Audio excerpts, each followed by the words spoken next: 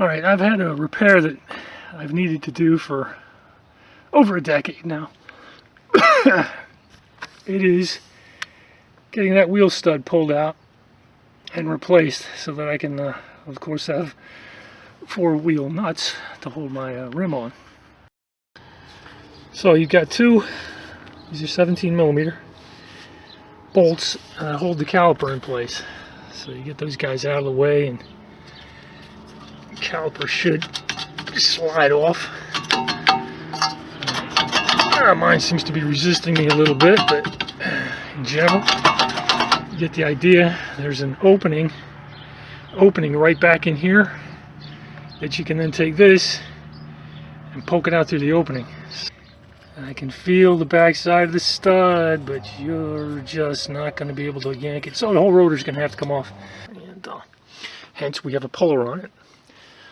I wouldn't recommend doing a puller like this unless you were going to replace your rotors. I don't plan on replacing the rotors.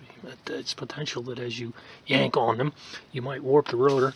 And since these rotors are original to the car, again, 14, 15 years old, it might be about time to replace them anyway. So if I bend it, that's okay. But you can also stick screws into these holes. There's a hole there and a hole there. And you tighten the screws up. And as the screws push against the hub, the rotor pops off. I'm not entirely sure what that dimension is. I probably have some of those lying around. Alright, puller's on. It's cranked, and it's cranked pretty hard. So, put some WD-40 into the holes just in case it's stuck in that area and whatnot. We'll let that soak for a bit. Alright, I've had this thing on here for a couple hours now, soaking, pulling. I keep tightening this thing up. Like I say, I don't want to warp the rotor, but I keep tightening it. It's not doing anything, so I'm going to have to figure out what size screws go in there. I believe they're 8mm because it says right there, 8mm. I'm not sure what the 1 is, and not sure what the thread type is, but I'll figure it out. Get a couple of screws, pop those in there, crank on that. That sucker's going to come off. Working on this guy. I've tried getting some machine screws to fit in here, but there appears to be too much rust to get them to thread properly, so I've abandoned that. And what I'm working on now is back here. So I take another screw and a nut and place that up against the back of the rotor. And I've got it in 2 places. There's one there and one there. Alright, I got some pressure in the back here from these. These may end up being too small. I just had these laying around the house. I might need to pick up something a little bit bigger. But anyway, I got some pressure on both of these. Now I got my puller on. Let's see if the combination of all this plus perhaps a little bit of tapping here doesn't get the job done. Well, when it popped loose, boy did it pop loose. So you can see I had these my lug nuts on, right? Good thing it came all the way out and smacked up against them both. So anyway, you can see it's loose.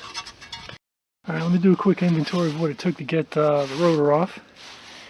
We've got, of course, a 19mm. Pop the lug nuts. 17mm. Pop the bolts to hold the caliper on. There's the caliper right there. I've got a 2-jaw puller. I think a 3-jaw puller would be better for this particular job, but it's a good sized 2-jaw puller. Little hammer. It didn't take once I got everything on there and was pushing on it pretty solidly, it only took about 3 or 4 whacks before it went kaboom. Anyway, to get my screws, this is just whatever kind of stuff you happen to have. I used my channel locks on one of them and my vice grips on the other, and then just rotated the nut with this guy. But anyway, let's take a look back here real quick at the back end of the stud. See if we can look at it real quick in that direction. And you can see that there's really not a lot of clearance. Alright, like I said, I don't have the right kind of tool to run a cut-off wheel. So I just got it a little bit more than halfway there. and then stuck a screwdriver in the hole, hammered it until it basically snapped, and I snapped off that last little bit.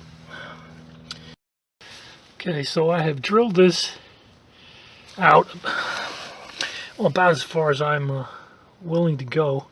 You don't want to get too close. You make a mistake and then you score the mounting surface. I don't want to do that. I just want to drill out the hole. The reason is, come back around the back side and we take a look again at that. So I've punched it loose, but you can't get it past the hub. So I'm going to take my Dremel. There's my Dremel and a cutoff wheel, a little tiny cutoff wheel. And now, I don't have to cut it very far, just a little bit across this edge right here. And because I've drilled it out, once I've got it, cracked into the drilled out opening, I can just stick a screwdriver in there, and this head's just going to pop right off, and I should be able to get it out fully once I get to that point, no problem. Okay, add a new tool to the process. I got a kind of a chisel out so I could bang into the crack that I made. Anyway, I got it to the point that I could take this, which is of course the piece that fits inside the hole, and by drilling it out, we got rid of some of the pressure on it. And I stuck my screwdriver in there and just kind of rotated it until I was able to Dremel this guy off most of the way, and then it just popped off at the end. I just gave it a good whack with the with this, and it popped. But anyway, took a big cutoff wheel on this piece, little cutoff wheel on that, and then this. I got one other thing I got to do here, and that is I've got to do a little bit of grinding on the stud so I can get it past that lump right there. Okay, I got my Dremel out with a different tool, and Dremel the little notch right here. You can't get it past the backing plate unless you do something like that.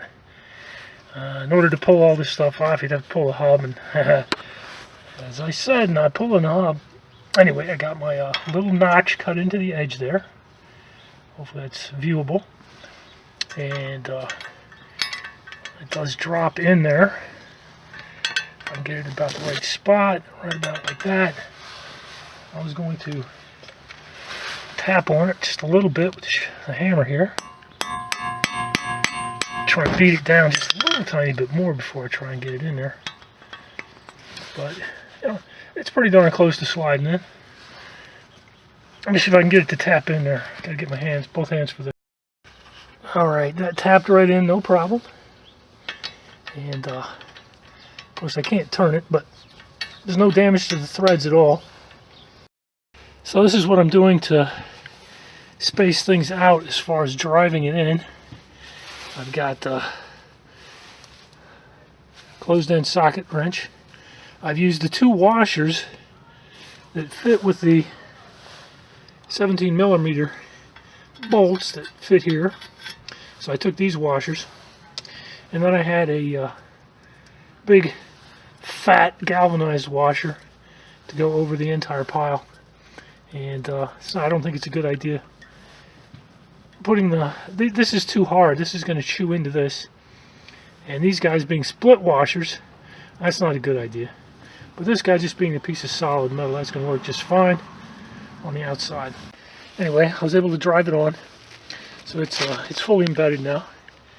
And even though this stud busted about 10 years ago, I didn't lose it. 1, 2, 3, 4. So I didn't lose that. And this is the piece that was lodged up inside. So I even have the other piece for that, which goes with all these guys. Pretty cool. I just got to button it up, and this is all done. Alright, threw some anti-seize on there so that hopefully the rotor doesn't stick. I mean, the rotor's getting old. One of these days it's got to come off and be replaced. There we go.